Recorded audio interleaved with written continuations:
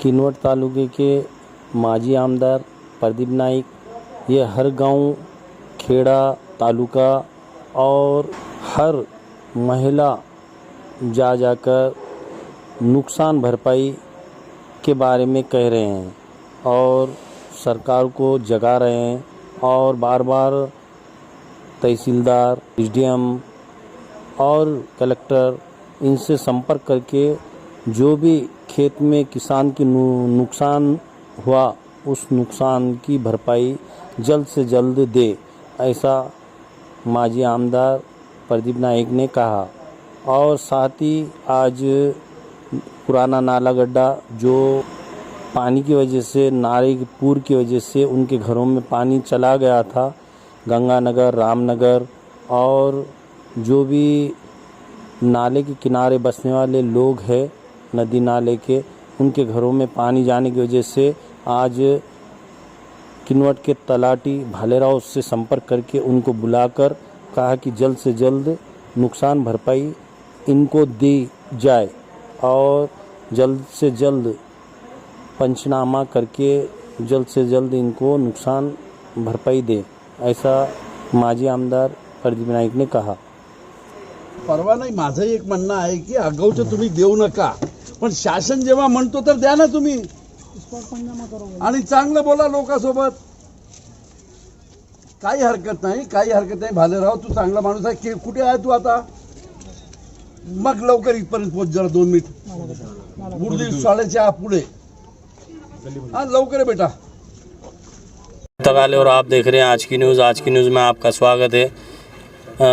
ये जो 8 दिन से लगातार तूफ़ानी बारिश की वजह से जनजीवन अस्त व्यस्त हो गया है और किनवट तालुके के सभी जितने भी खेती है वो नष्ट हो चुकी है और माजी आमदार प्रदीप नाईक ये हर गांव का दौरा करते हुए देख रहे हैं और बारीकी से उनकी नज़र है और सरकार को जगा रहे हैं निवेदन दे दे के, बार बार बोल कर कि इनको नुकसान भरपाई दे।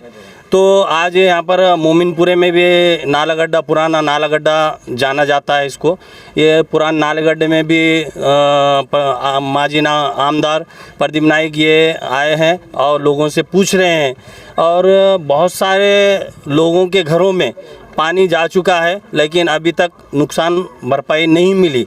आज माजी आमदार प्रदीप नाईक तलाटी से बात किए हैं और उनसे भी बोल रहे हैं कि बार बार उनको नुकसान भरपाई दे। पिछले साल भी ऐसा ही हुआ और नुकसान भरपाई नहीं हुआ, तो इसके बारे में क्या कहना चाहते हैं? आज एक 5-6 दिन पहले अपने किनवट तालुके में, किनवट शहर में, माहौर तालुके में चारों तरफ 4 घंटे के अंदर, बोले तो सवेरे 4 बजे से लेके 10 बजे तक एक धगा फूट गया वैसी बारिश हुई। मेरे मालूमात के हिसाब से 150 मिलीमीटर से लेके 200 मिलीमीटर तक पानी गिरा। उस टाइम पे हमारे नाला गड्ढा में हम खड़े हैं, नाला गड्ढा में भी इतना पूर भर गया, पूरे घरों में पानी रहा और ये लोगों को हम लोग स्कूल में उर्दू स्कूल में कैंप के तहत बिठाए। 2 दिन ये लोग उर्दू स्कूल में रहे, बाद में पानी उतरने बाद अपने अपने घरों में आए। फिर और एक बार पानी आया, फिर एक बार पानी आया, दूसरी बार भी आया। वैसे ही अपने किनवट माहौर तालुके में चारों तरफ भी हाहाकार मच गया। आज हमारे शेतकरी लोग बहुत परेशान हैं, उनकी हालत ख़राब है। बहुत सारे खेती की ज़मीन नाले के किनारे की, नदी के किनारे की और वो छोटे छोटे चिरकांडी बोलते हैं, वो पूरी रगड़ के चले गई। बोलो तो आज वो ज़मीन पे सिर्फ पत्थर दिख रहे, आगे चल के 15-20 साल भी वो ज़मीन में कोई पीकता नहीं। तो हमारा गवर्नमेंट को ये बोलना है कि खेती का नुकसान जितना हुआ वो हिसाब से आप लिखो। कोई शेतकरी का 90% नुकसान हुआ होगा, किसी का 95% नुकसान हुआ होगा, किसी का 80% नुकसान हुआ होगा, वो हिसाब से लिखो।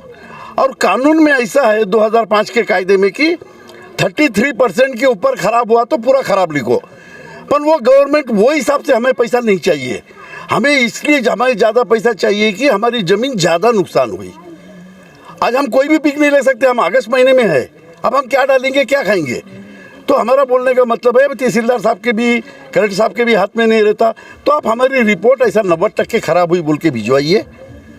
और जिनकी ज़मीन रखड़ के चले गई उनके ज़मीन को बांध बंदिश करके ये हमारी इसमें से मट्टी भर के दो, तो काश्तकार ऊपर आएगा।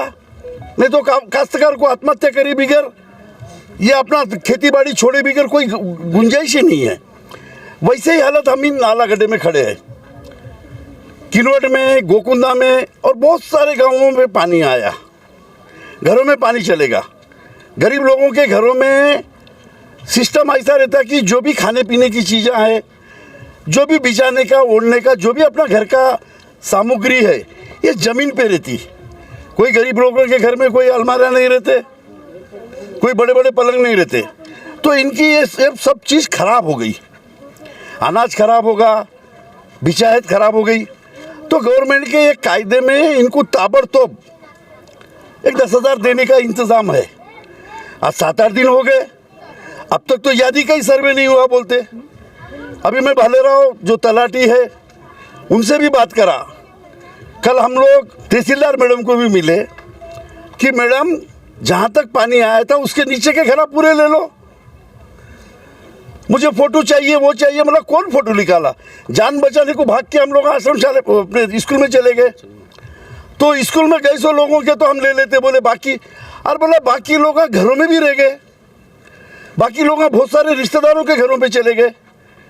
पर आपको मालूम ना, यहाँ तक पानी आया, वो घर ले लो, कायदे में है। तो मैडम ने कल हाँ कहा। उनके तलाटी गिलाटी को भी बता दिए कि वो घरों का आप पंचनामा कर लो। तो अभी भालेराव से बात करा तो भालेराव भी अच्छा बात करा। पिछले साल भी उनको नुकसान भरपाई नहीं मिली, उसके तो भालेराव भी अच्छा बात करा कि मैं वो घरा लिख लेता हूँ। अब रही पिछले साल की बात, पिछले साल इससे भी भयंकर परिस्थिति खराब थी। उस टाइम पे भी कैंप में लोगों को ले जाना पड़ा। हमारे भी तालुका अध्यक्ष प्रकाश गप्पा, ये लोग सब मिलके लोगों को खाना वगैरह खिलाए, एप्लीकेशन दिए, पर उतनी आवाज़ उठाने वाला कोई नहीं था। आप लोग वंचित हो गए साल। और आप लोगों को भी बोलता हूँ कि आप लोग भी क्या आवाज़ उठाए।